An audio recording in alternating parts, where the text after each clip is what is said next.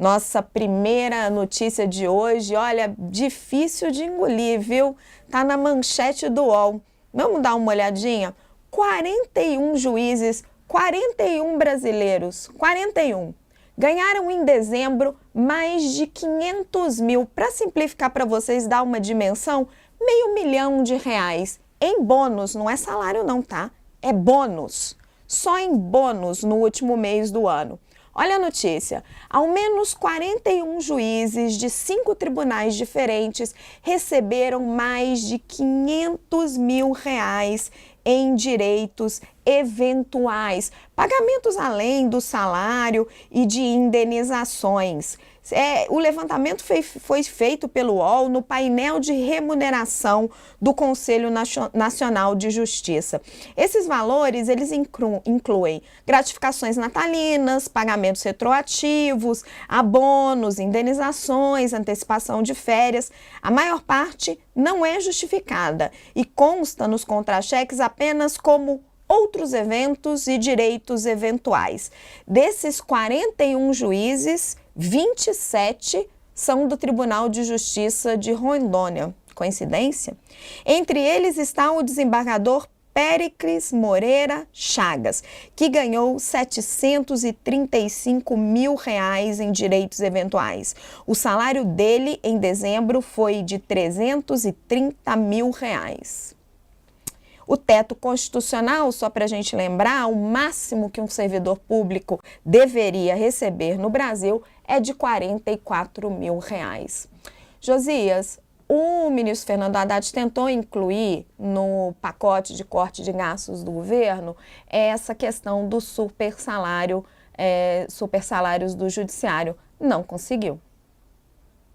Esse é um benefício inoxidável, né? Ninguém consegue extirpar, né? E toda autoridade devia submeter as suas decisões, seus privilégios ao teste do ponto de ônibus, né? Você precisa se perguntar, como é que isso vai ser visto no ponto de ônibus? E os juízes, se tivesse que defender esses seus super salários no ponto de ônibus, eles seriam xingados, seriam chamados de criminosos pelos trabalhadores. O trabalhador não tem esses direitos eventuais, né? Estão condenados ali ao fim do mês perpétuo. E no mês passado, segundo o UOL, 41 juízes. Isso é um dado parcial, porque nem todos os tribunais forneceram ainda as informações para o Conselho Nacional de Justiça, né? Mas 41 juízes embolsaram mais de R$ 500 mil. Aí tem um ministro do TST, que beliscou 641 mil, desembargador de Rondônia ganhando 735 mil. E há um outro dado que foi divulgado dias atrás pelo site Metrópolis, mostra que no intervalo de um ano, o UOL traz os dados de dezembro fechados. No intervalo de um ano, 18 mil juízes custaram ao contribuinte brasileiro, só em penduricalhos, não estamos falando dos salários, só em penduricalhos, 12 bilhões de reais. Um ano, 12 bilhões de reais. Em fevereiro do ano passado, 12 magistrados do Tribunal de Justiça de Rondônia, tem algum problema lá em Rondônia, morderam mais de R$ 1 milhão. Num mês de fevereiro do ano passado. Aí o governo diz que não acaba com os supersalários porque o Congresso não deixa. O ministro Fernando Haddad está tentando agora novamente. O Ministério Público, que é um defensor hipotético dos interesses da sociedade, finge que não é com ele. E esse fingimento não é por acaso. O Ministério Público se finge de morto porque procuradores e promotores também têm os contra-cheques apinhados de penduricalhos. Então, eles são parte do problema. E, como você realçou, Raquel, o teto salarial no serviço público é de 44 mil. Isso é o salário dos ministros do Supremo. Ninguém poderia receber mais do que isso. Mas esses magistrados, beneficiários desse escárnio, eles alegam que tudo é feito dentro da lei, que são benefícios indiretos e tudo se justifica. Então alguém precisa ilegalizar a justiça brasileira. Há um sentimento de invulnerabilidade no juiz, e esse sentimento dá ao judiciário a aparência de réu. Então, aos olhos do tribunal do ponto de ônibus, os magistrados estão praticando um crime da desigualdade. Eles estabelecem penas para os outros e privilégios para si mesmos, né? Isso precisa acabar. Agora, vai acabar? A resposta é não. Não vai acabar.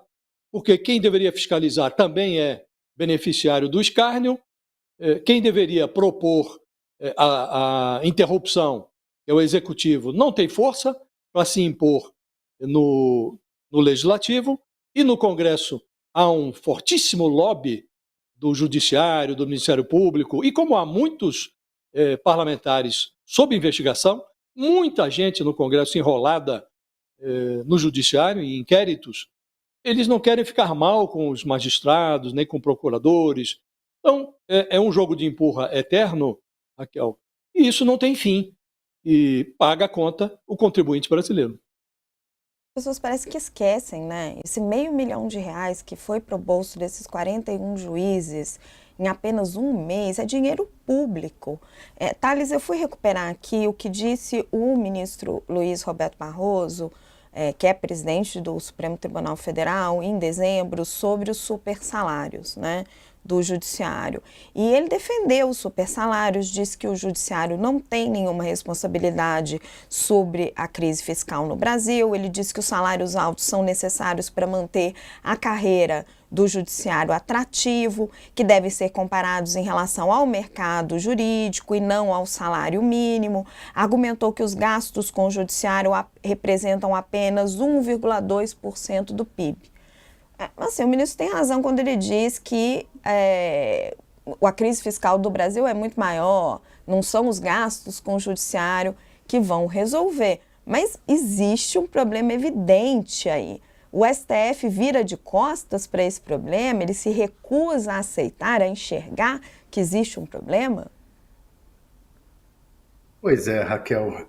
Isso aí, na verdade, é um achincalhe dos juízes e da justiça como um todo com a população.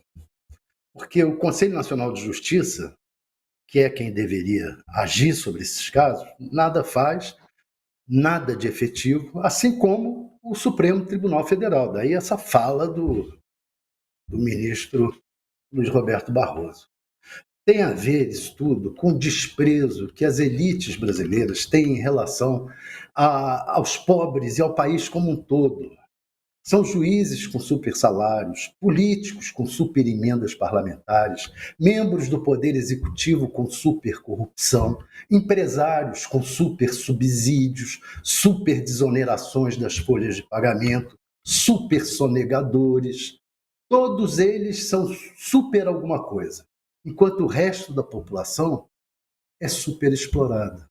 Se você fala em isenção de impostos para quem ganha acima de 5 salários mínimos, os superinvestidores do chamado supermercado armam um ataque especulativo ao dólar, super desarrumam a economia, geram inflação e juros altos e culpam quem ousou propor a desoneração aos pobres. É duro. Ou o país, ou essas elites brasileiras passam a mudar o comportamento, ou nós vamos transformar o país num super inferno. Pois é, Thales. Gente, vamos agora para um assunto que interessa para todos os